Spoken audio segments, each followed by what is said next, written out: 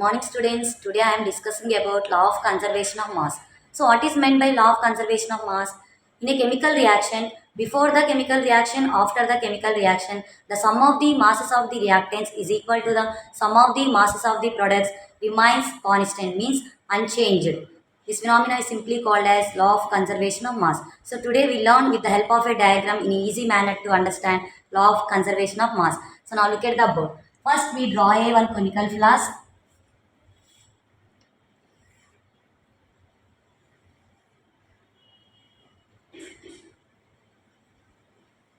So in the conical flask, we take one solution. For example, barium chloride solution we have taken. It is considered as a solution Y. Next, we have taken another solution in ignition test tube. Now, how to draw ignition test tube? Like that. Now, we have to draw this ignition test tube after we placed in this conical flask.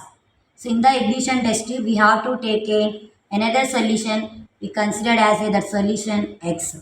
So, in the conical flask, we have to take the solution sodium sulfate. The chemical formula of sodium sulfate is Na2SO4.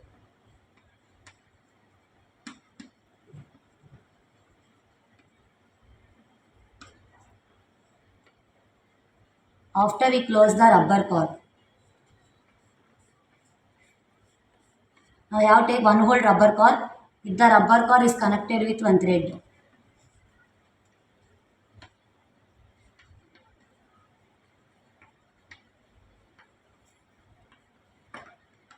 And this one is ignition test tube.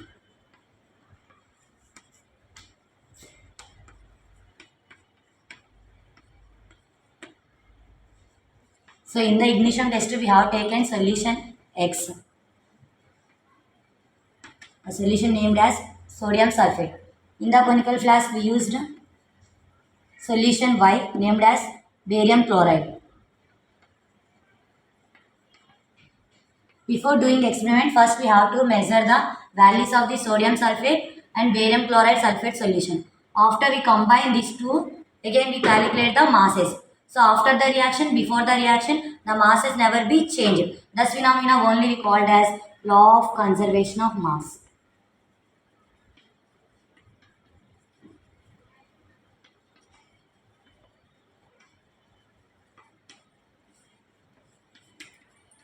So once again I will explain. Law of conservation of mass means before the reaction, the mass of the reactants, and after the reaction, the masses of the products will be same, remains constant. This phenomenon only we call as law of conservation of mass. Thank you.